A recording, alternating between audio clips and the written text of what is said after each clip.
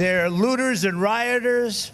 And then you hear the Democrats, they never say anything bad about them. Even Biden in his speech, he never mentioned the words law and order, never mentioned the word police. There's a lot of folks who thought that, well, the president's made great strides with his law and order strides here. That boy, after his convention, he really made inroads. He hasn't. Not at all. No, I'm not serious. I mean, it should give you a little bit of confidence in the American people. They ain't buying it. Joe Biden in Kenosha, Wisconsin today. The family of Jacob Blake, through attorney Ben Crump, said Vice President Biden and Dr. Joe Biden today had a very engaging 90-minute in-person meeting with the Blake family. The family was grateful for the meeting and was very impressed that the Bidens were so engaged and willing to really listen. They talked about the changing and disparate treatment of minorities in police interactions, the impact of selecting Kamala Harris as a black woman as a running mate, and Vice President Biden's plans for change. It was very obvious that Vice President Biden cared as he extended to Jacob Jr. a sense of humanity, treating him as a person worthy of consideration and prayer. Talking directly to Jacob Blake by phone. Let's bring in our panel. Charles Lane, opinion writer for the Washington Post. Kimberly Strassel, a member of the editorial board at the Wall Street Journal. Jonah Goldberg, editor-in-chief of the Dispatch. Kimberly, your thoughts on the former vice president's trip to Kenosha today and perhaps the contrast to the president's trip yesterday? Well, to me, first of all, it's notable that he's in Wisconsin and that he's addressing these issues, because those are two things that the campaign weren't willing to do a couple of weeks ago when they had a virtual convention and they didn't really want to talk about this subject. So when you change strategy, it means that you are worried in some way. Despite Joe Biden saying that he doesn't think the president is making inroads on the law and order thing, the fact that he's out there doing it suggests that Democrats are worried. And we'll see where that goes. But I think it's something that he's going to have to address, because people will keep watching TV, and there's no longer any more denying that this is becoming a huge problem in cities and suburban communities across the country. The Trump campaign's response, also a written statement saying Joe Biden made a political trip to Kenosha today, his first visit to Wisconsin after months of saying he could not travel because of the science of the coronavirus.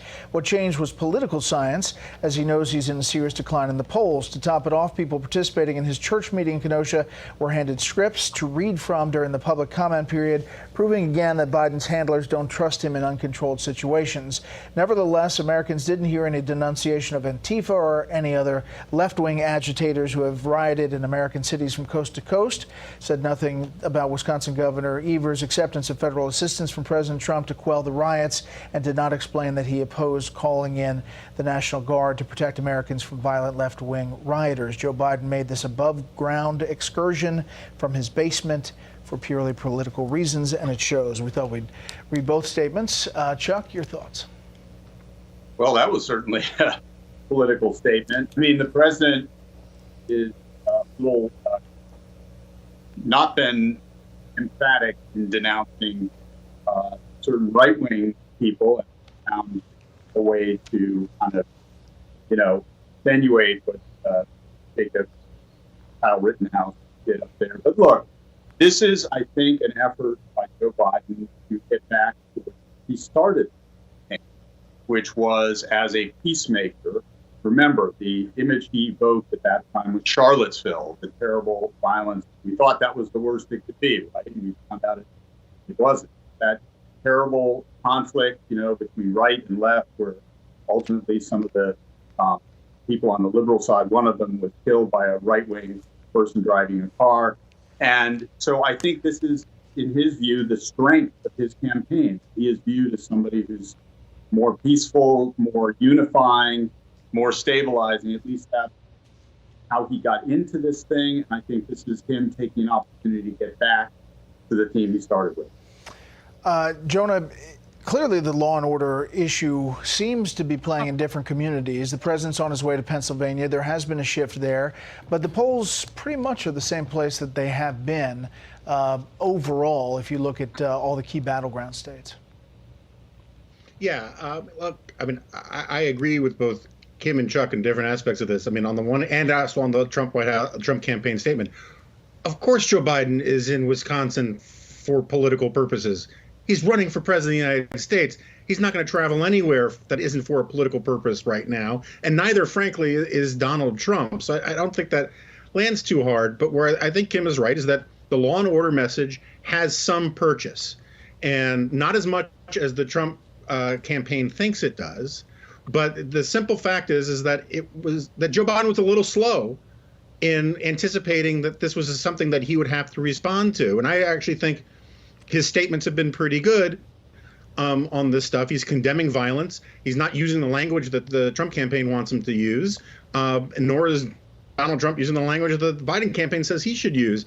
And so I think that ultimately where we are is this has been one of the most stable races in modern memory. Joe Biden's lead has been remarkably stable. Donald Trump's base has been remarkably stable. And I really think at this point, the only thing that we can plan on really shaking the numbers in a significant way are the debates, because the conventions didn't do it.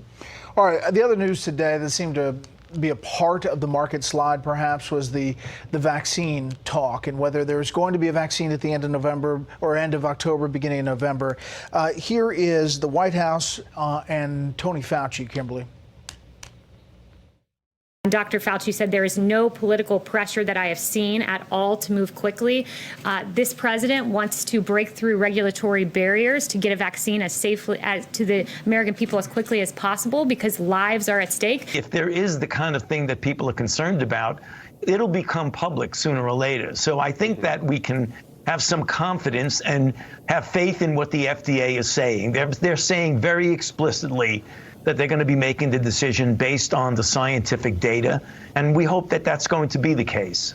Yeah, so he's being asked about the fact that would there be political considerations in getting a vaccine out before Election Day, Kimberly? Yeah, so this comes from this theory that you've been hearing increasingly on the left, that there is political pressure to rush the vaccine and therefore it will not be safe. That doesn't take into account the realities of the fact that the vaccines have already been through safety trials. You're looking at questions of efficacy at this point and how good they are. And is there political pressure to get this out? Yes, mostly because they're still dealing with a pandemic and it's having a terrible consequence on the economic and personal lives of millions of Americans. Would it be politically good for the White House to also have it out sooner rather than later? Yes, but as Dr. Fauci has said, and no one has provided any evidence otherwise, this seems to be being driven so far very much on the scientific merits.